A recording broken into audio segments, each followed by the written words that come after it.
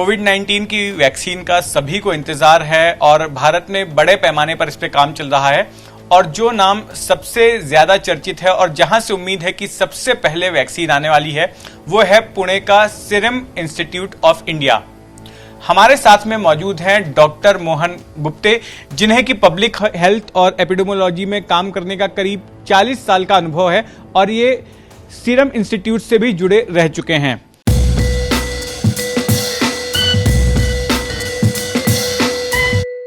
Doctor साहब, आज प्रधानमंत्री मोदी कुछ देर में ही पहुंचेंगे सीरम इंस्टीट्यूट दौरे के लिए, तो ये बताइए कि वहां पर किस तरह की गतिविधियां होंगी, किन किन से वो मिलेंगे और किस तरह की जानकारी उन्हें दी जाएगी।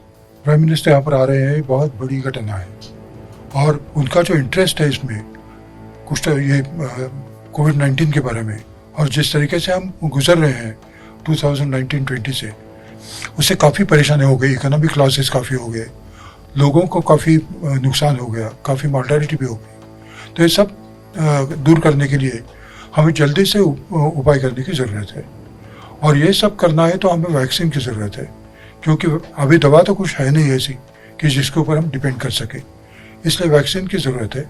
और वैक्सीन में काफ़ी डेवलपमेंट जो हो गई है, उससे लगता है कि हम बहुत नज़दीक पहुँचे हैं कि ये काम होने के बाद हम काफ़ी आगे जल्दी निकल सकते हैं।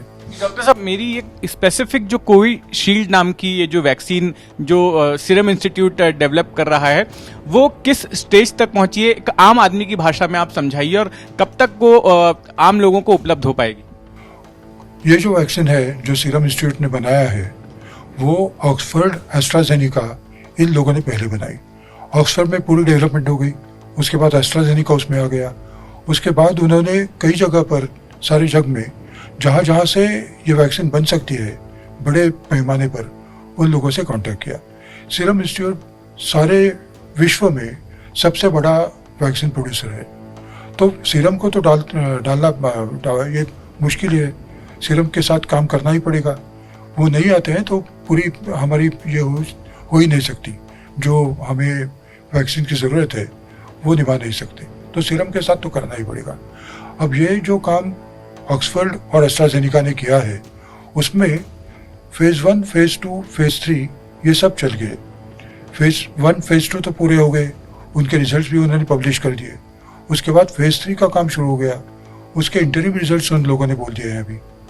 उसमें 70% मिनिमम एफिकेसी आएगी ऐसा लगता है। उनके 2 तरीके के ये स्टडी हो गए, एक में उनका रिजल्ट आ गया 62%, दूसरे में आ गया 90%। और ये एफिकेसी है, मतलब इससे कोविड-19 का आना वो रुका सकते हैं, इन्फेक्शन नहीं होगा, डिसीज नहीं होगा, इस तरीके का ये काम है।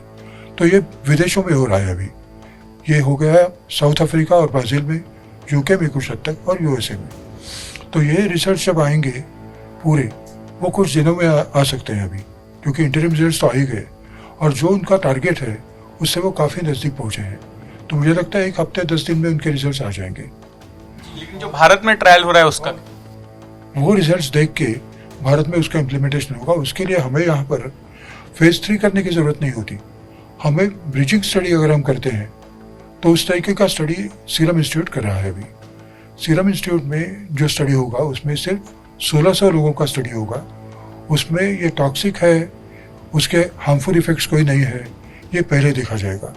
उसके सिवा वो देखेंगे और कि इम्यूनोलॉजिकल रिस्पॉन्स जिसे हम बोलते हैं वो कहाँ तक आता है, और ये दोनों मापन पे वो अगर सही निकलते हैं तो ये वैक्सीन आगे भारत में लग सकता है। तो ये जो ट्रायल चल रहा है, हम इसको फेज़ 3 का ट्रायल नहीं कहेंगे तकनीकी तौर पे, ये ब्रिजिंग स्टडी है, फेज़ 2 भी कहिए, इससे काम चलेगा। यहाँ फेज़ 3 करने की ज़रूरत नहीं होगी। तो ये बताइए कि आपको क्या लग रहा है, जहां तक अभी ये पूरी प्रक्रिया पहुंची है, कब तक लोगों के बीच ये वैक्सीन पहुंच जाएगी? ये जो रिजल्ट्स आ रहे हैं, पूरे रिजल्ट्स आए नहीं अभी, तो हमारे यहाँ भारत में जो अलग अलग तरीके के परिमाण हम देखते हैं, उसके लिए अलग अलग तरीके के लोग हैं। एक है national technical advisory group on immunization, उनके पास से रिसर्च जाते हैं, वो देखते हैं कि कहाँ तक ये सही है, सबका अध्ययन होता है। उससे पहले भी ये जब रिजल्ट्स उनके पूरे हो जाएंगे तो उनका एक DSM भी होता है, डेटा सेफ्टी मॉनिटरिंग बोर्ड, वो पहले देखेंगे कि इसमें जो ये जो लोग बोल रहे हैं वो कितना सही है। और वो DSMB का काम जो होता है वो ओपन रहता है, मतलब ट्रांसपेरेंट रहता है पूरा। और उनके पास सीरम रिजल्ट्स नहीं देते, सिर्फ डेटा देता है पूरा। और वो डेटा वो खुद देखते हैं कि किसको वैक्सीन मिला था, किसको प्लासिबो मिला, किन लोगों को एस्ट्राजेनिका का वैक्सीन मिला, किन लोगों को सीरम का वैक्सीन मिला। अब सीरम का वैक्सीन और ऑक्सफोर्ड का वैक्सीन जो है वो एक ही है, लेकिन कंपैरिजन के लिए वो दोनों को ये देखेंगे। तो वो देखने के बाद अगर ये सब लगता है कि ये सब एक जैसे है रिजल्ट्स, तभी तो वो आगे बढ़ेंगी। और ये फेज 2 है और फेज 2B का ये ब्रिजिंग स्टडी, ये फेज 3 नहीं होगा। लेकिन मैन्युफैक्चरिंग तो इसकी अब शुरू हो चुकी है। मैन्युफैक्चरिंग काफ़ी हद तक आगे बढ़ी है, काफ़ी वैक्सीन डोसेज तैयार है इनके पास। Hoping that this vaccine will be available, will be required at any moment of time. और जैसे ही वो ज़रूरत पड़ेगी, वैक्सीन तो उनके पास है ही। और सीरम ने ये रिस्क तो ज़रूर ले ली कि अगर एफिकेसी नहीं इस्टेब्लिश होती तो ये पूरे एफर्ट्स वेस्ट हो जाएंगे। उसकी तैयारी उन्होंने रखी है।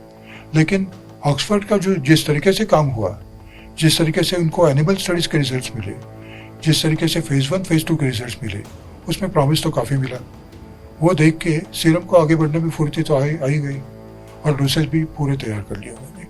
तो आप क्या कहेंगे, फ्रंटलाइन वर्कर्स जिनके बारे में कहा जा रहा है कि सबसे पहले उन्हें डोज दी जाएगी, कब तक उन्हें मिल सकती है? मुझे लगता है दिसंबर में वो डोसेज मिलना शुरू होगा।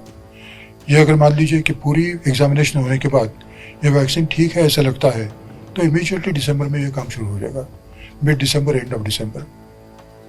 धन्यवाद डॉक्टर साहब। तो आपने सुना डॉक्टर मोहन गुप्ते को, जो हमें बता रहे थे कि कितनी प्रोग्रेस जो है कोविशील्ड ने की है।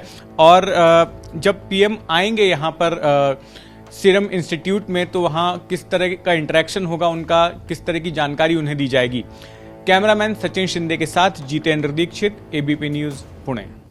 ABP न्यूज आपको रखे आगे।